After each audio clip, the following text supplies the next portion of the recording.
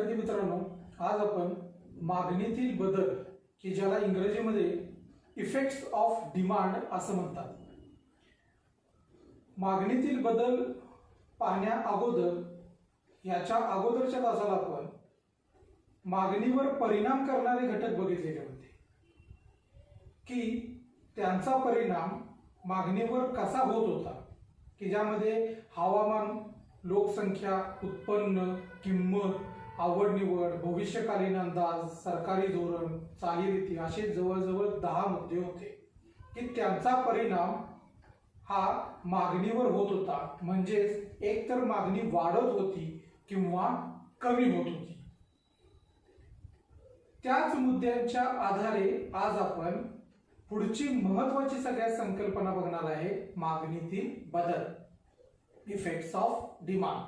मागणीतील बदल म्हणजे मागणीत बदल होतो म्हणजे काय होतं, एकतर मागणी वाढते किंवा कमी होते. जे मागणीवर परिणाम करणारे जे 10 घटक होते त्या 10 घटकांचं 2 गटात वर्गीकरण केलेलं आहे. पहिल्यांदा किंमत हा मुद्दा घेतलेला आहे. त्यानंतर राहिलेले जे 9 आहेत म्हणजे हवामान, लोकसंख्या, उत्पन्न, आवड निवड, भविष्यकालीन अंदाज, पर्यायी वस्तू, चालीरीती, सरकारी धोरण, या राहिलेल्या 9 मुद्द्यांना इतर परिस्थितीमध्ये ठेवलेला आहे. म्हणजेच मागणीत बदल होतो 2 घटकांमुळे होतो, एक किंमत आणि दुसरा इतर परिस्थिती. किमतीतील बदलामुळे मागणीत कशा पद्धतीने बदल होतो आणि इतर परिस्थितीतील बदलामुळे मागणीत कशा पद्धतीने बदल होतो याचा अभ्यास या घटकामध्ये आपणाला करावायचा आहे. किमतीत बदल झाला तर एकतर मागणी वाढते किंवा कमी होते. जर किमतीत बदल झाला आणि मागणी वाढली तर त्याला म्हणतात मागणीचा विस्तार, आणि जर कमी झाली तर त्याला म्हणतात मागणीचा संकोच.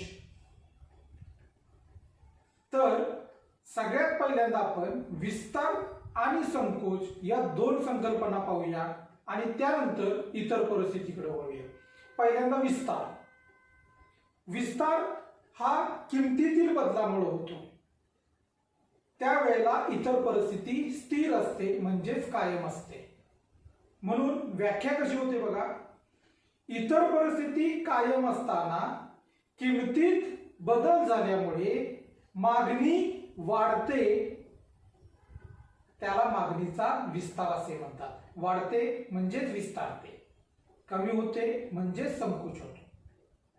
अशा पद्धतीनं परत एकदा व्याख्या बघा, इतर परिस्थिती कायम असताना किमतीत बदल झाल्यामुळे मागणी वाढते, त्याला मागणीचा विस्तार असे म्हणतात.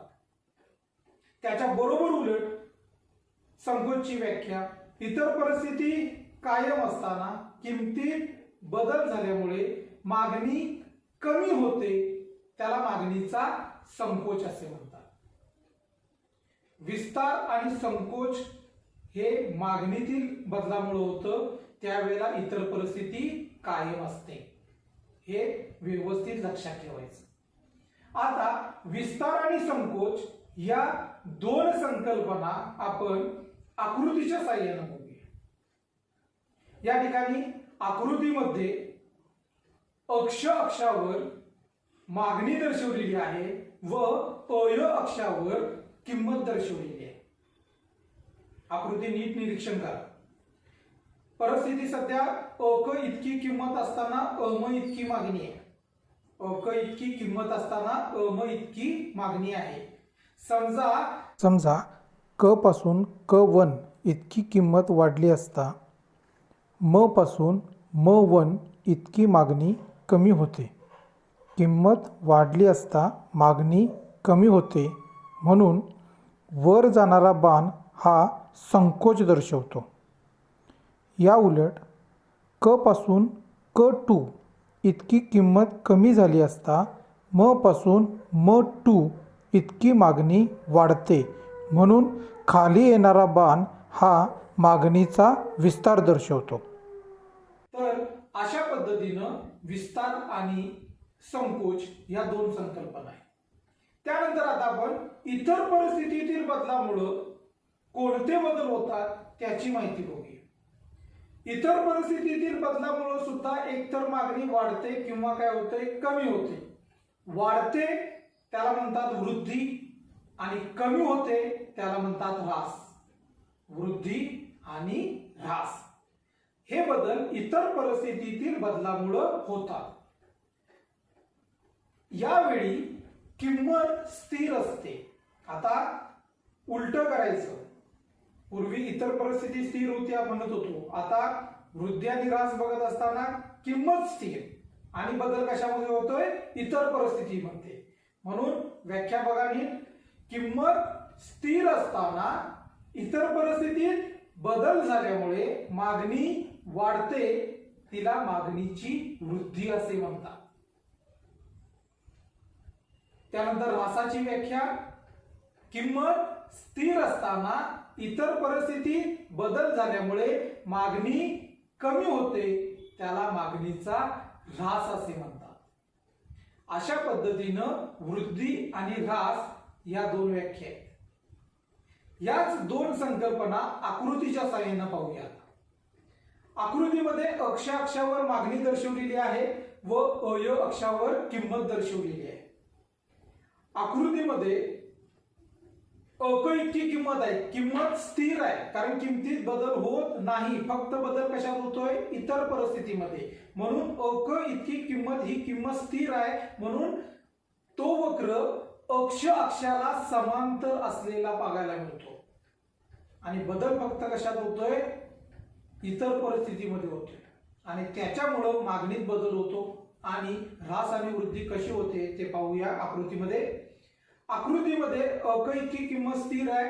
पहिल्यांदा अम इतकी मागणी होती.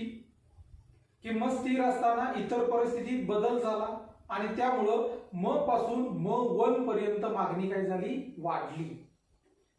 म पासून म वन पर्यंत मागणी वाढली, त्याला म्हणतात मागणीची वृद्धी झाली. त्यानंतर अक इतकीच किंमत स्थिर असताना म पासून म टू पर्यंत मागणी कमी झाली, त्याला म्हणतात मागणीचा ह्रास झाला. अशा पद्धतीनं वृद्धी आणि ह्रास या दोन संकल्पना आहेत. वृद्धी आणि ह्रास हे दाखवत असताना मागणी वक्र हा जोडून दुसरा काढावा लागतो. तो एकाच वक्रावरती दर्शवता येत नाही. वृद्धी होते त्यावेळेला तो उजव्या बाजूला सरकतो व ह्रास झाल्यावर डाव्या बाजूला सरकलेला आपल्याला पाहायला मिळतो. तर विद्यार्थी मित्रांनो, यामध्ये सगळ्यात महत्वाचं सगळ्यात काय आहे, तर परीक्षेला विस्तार, संकोच, वृद्धी आणि ह्रास यामध्ये बऱ्याच विद्यार्थ्यांचं जमलिंग होतं की विस्तार विचारला की वृद्धी लिहितात आणि संकोच विचारला की ह्रास लिहितात.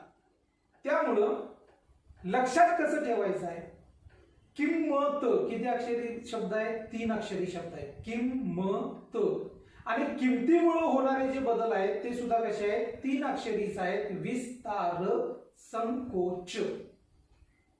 किमतीमुळे होणारे बदल, किंमत हा 3 अक्षरी शब्द, होणारे बदल सुद्धा 3 अक्षरीच आहेत.